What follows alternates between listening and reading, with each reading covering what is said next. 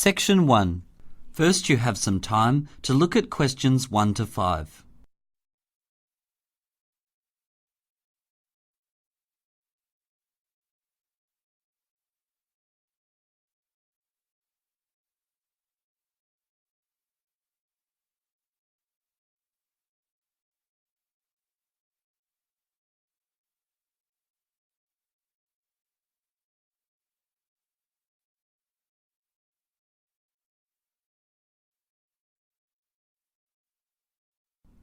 Now we begin.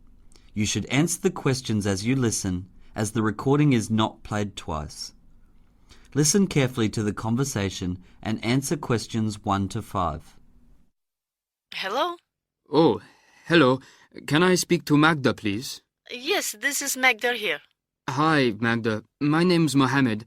I'm phoning about the car advertised on the college notice board. Is it still available? Yes, it is. A few people have come to see it, but they all want newer, faster cars. That was my first question, actually. How old is the car?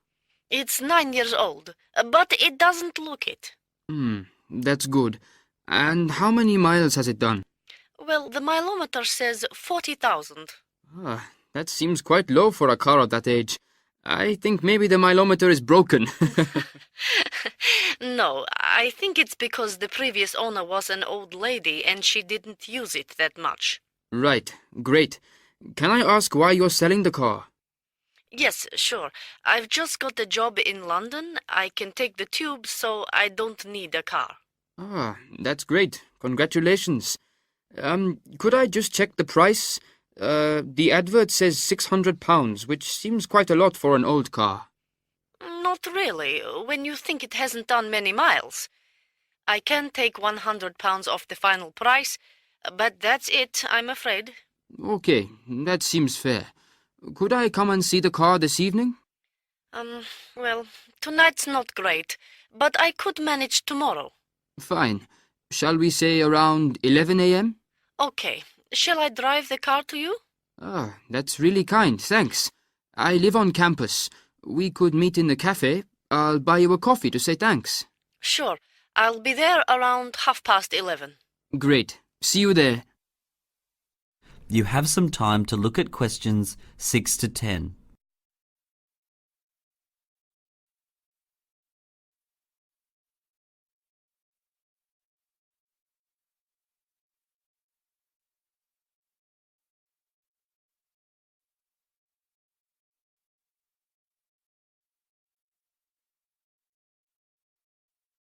Now listen carefully and answer questions 6 to 10.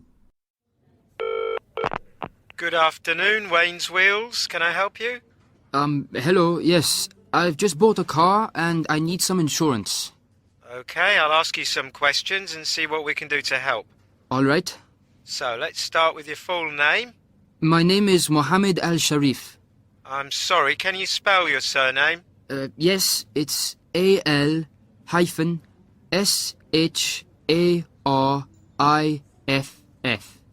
Thanks. And when were you born, Mohammed? I was born on the 21st of October, 1994. So you're 19. Great. And what sort of car have you bought? It's a Peugeot 205 diesel. Have you got the registration number? Yes, it's YL34GGB. Okay. Can I have your address? Yes, it's 78 Acacia Avenue, Stourbridge, Wolverhampton, BM56YLM. Is that ACACIA? That's right. Well, the good news is that the computer is saying that Stourbridge is a safe area, so this will keep the price of your insurance down. Oh, that's good. Do you know how much it'll be? Well, the system is quoting me a price of £100. Per year? No, per month, I'm afraid, and you'll need to pay an extra £50 in the first month, which is the administration charge. Okay. So that's £1,250 in total for the year. That's right. Now, how would you like to pay? That is the end of section 1. You will now have half a minute to check your answers.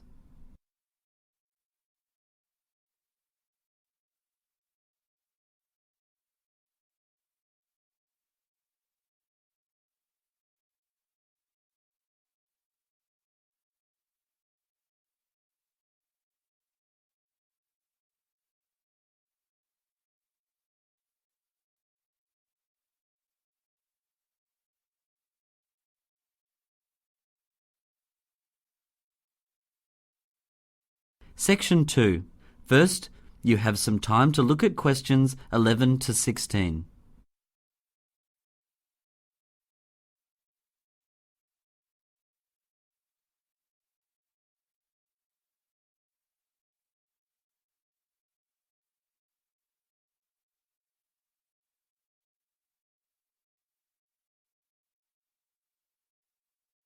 Now listen carefully to the guide talk and answer questions 11 to 16.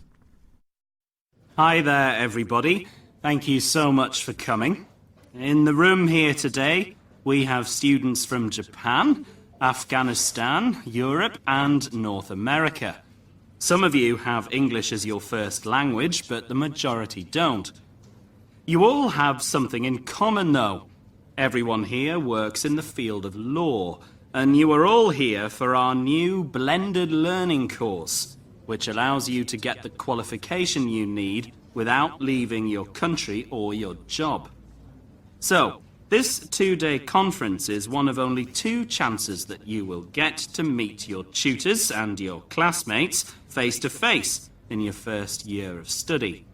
The next time we meet, it'll be for a lot longer, our 3-month summer intensive course, which ends with your end-of-year exams.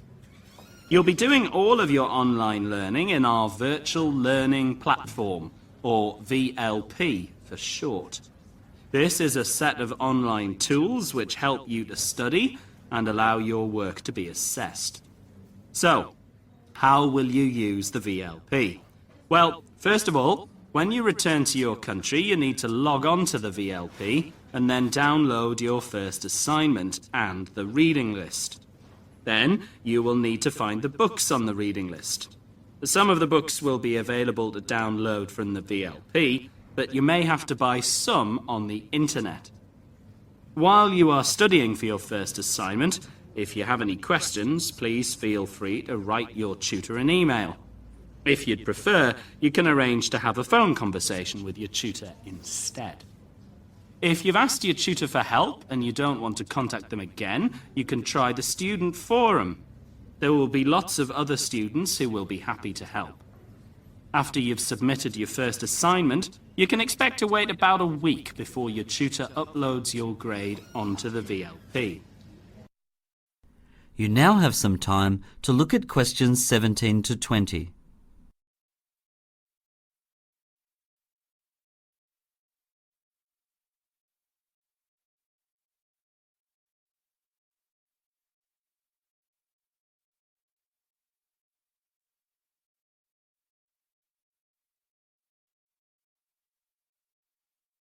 Now listen to the rest of the guide talk and answer questions 17 to 20. Assignments are a fairly small part of the course, however. A lot more time will be spent participating in seminars and listening to lectures. There is 1 seminar per week, which you'll be able to participate in on the VLP. We try to choose a convenient time for everyone, but you may find that your seminar is very early in the morning or late at night. There are also 5 lectures per week.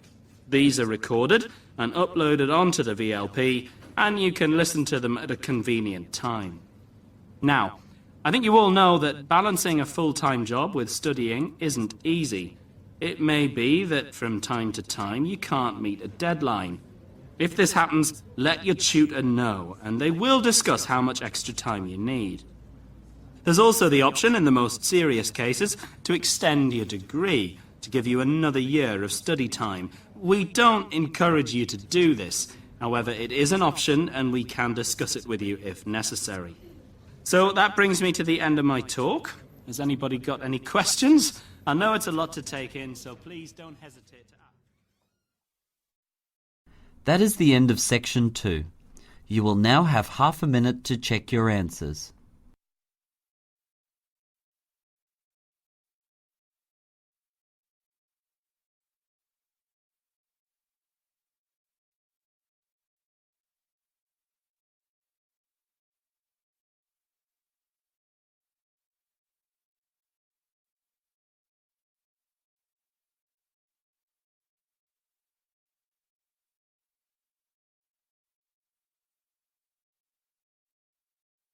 Now turn to Section 3.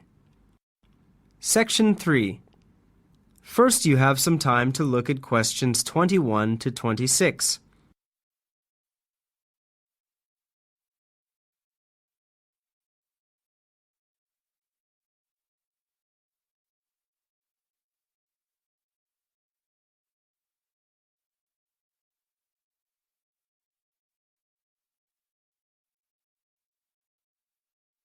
Now listen carefully and answer questions 21 to 26.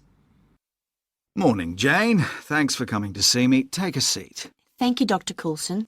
Now, you're probably wondering why I wanted to talk to you. Well, yes, it has been worrying me a bit. No need to worry. I just wanted to have a chat about your progress this term and, in particular, discuss your research project. Okay. So, I should start by saying that you're a very active member of the seminar group. You have always prepared well for the seminars by reading around the subject, which is good. Thank you. I find the seminars very interesting. I try to listen to the group's ideas as well. Yes, you are very good at listening, but I feel that you accept the ideas suggested in the group a little too easily. I'm sorry, I'm not sure what you mean. Well, do you remember the lecture on critical thinking I gave? Yes, I think so. It was all about asking questions. Well, that's partly right, but it's the type of questions you ask that is important. For example, if one of the people in your group expresses an idea, you need to ask yourself what evidence there is to support this idea. Okay, I'll try to do that. You mentioned my research project as well? Yes, it's actually connected to the idea of critical thinking.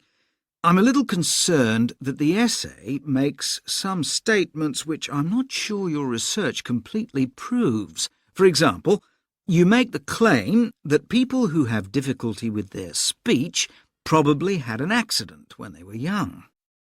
Yes, that's because my case study had a very bad car accident as a child, and since then he has not been able to speak properly. OK, that's interesting. But I think you need a greater quantity of data to support your findings. You now have some time to look at questions 27 to 30.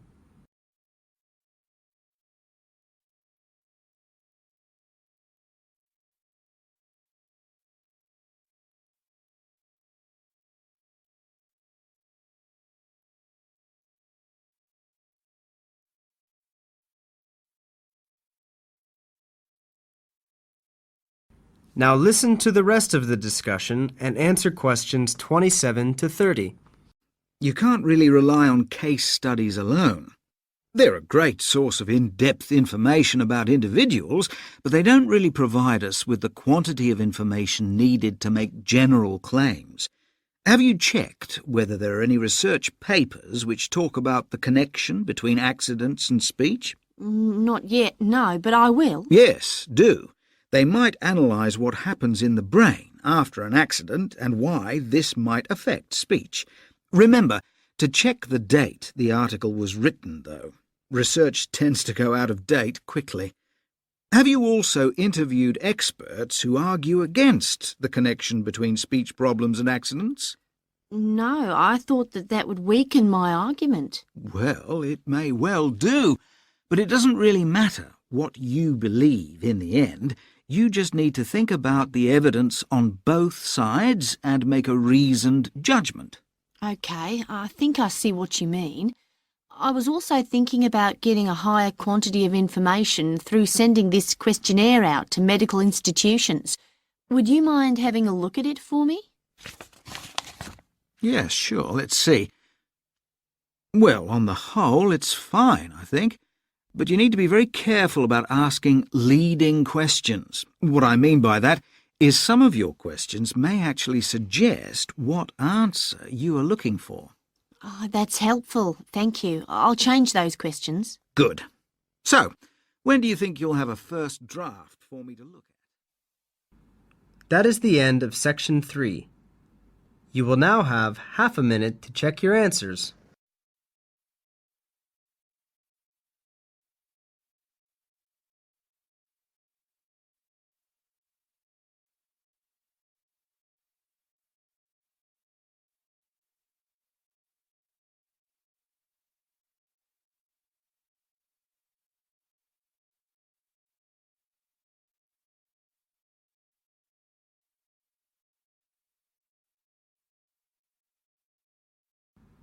Now turn to Section 4. Section 4. First, you have some time to look at questions 31 to 35.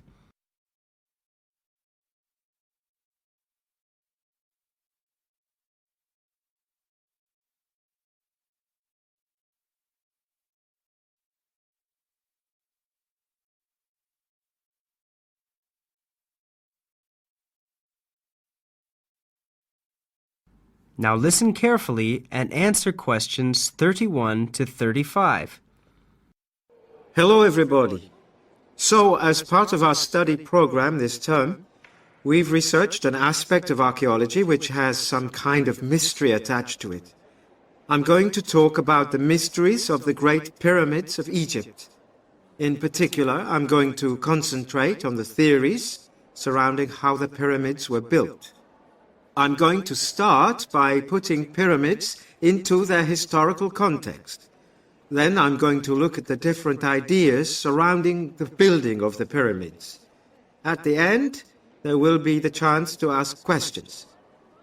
So why are we so fascinated with the building of the pyramids? Well, it's to do with their enormous size and weight. The Great Pyramid of Khufu, for example, at Giza in Egypt, has a mass of 5.9 million tons, and it is around 146 meters tall. Approximately 2.3 million stone blocks were used to build it. Today's architects would have difficulties building a pyramid of this size and weight in the middle of a desert, even with the help of powered machinery. For the architects of 2550 BC, who didn't have modern technology to help them, building a pyramid must have been almost impossible. There's no doubt that they had a big workforce. During the 80 years of building this pyramid, between 20,000 and 30,000 workers helped with its construction. However, this doesn't explain how workers could lift and move a stone block which weighed over 2 tons. There have been several theories about this from leading archaeologists. You now have some time to look at questions 36 to 40.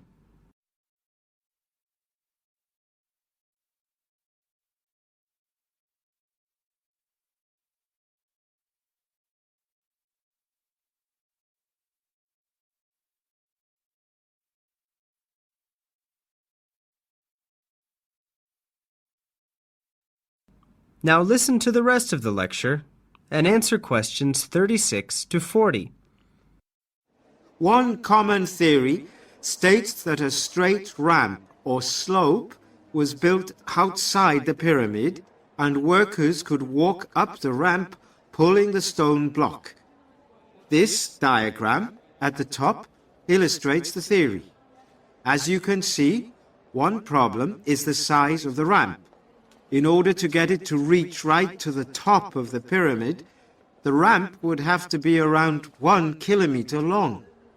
There wasn't the space for this sort of ramp. Pyramids were built on a high platform with other buildings around them, as shown in the diagram. This second diagram shows another theory which has been suggested by French architect Jean-Pierre Houdin. Houdin believes that a shorter 60-meter long ramp was used on the outside of the pyramid. workers would pull the stone blocks up the ramp in order to build the base of the pyramid. As the bottom of the pyramid was being built using the external ramp, a second ramp was being built inside the pyramid. The internal ramp begins at the bottom, is about 6 feet wide, and is much less steep than a large external straight ramp would be. So, I've outlined two of the main theories associated with the building of the pyramids. I personally think that Houdin's theory is the most believable. However, I'd like to know your opinions. Would anyone like to say what they think or ask a question? That is the end of section 4. You will now have half a minute to check your answers.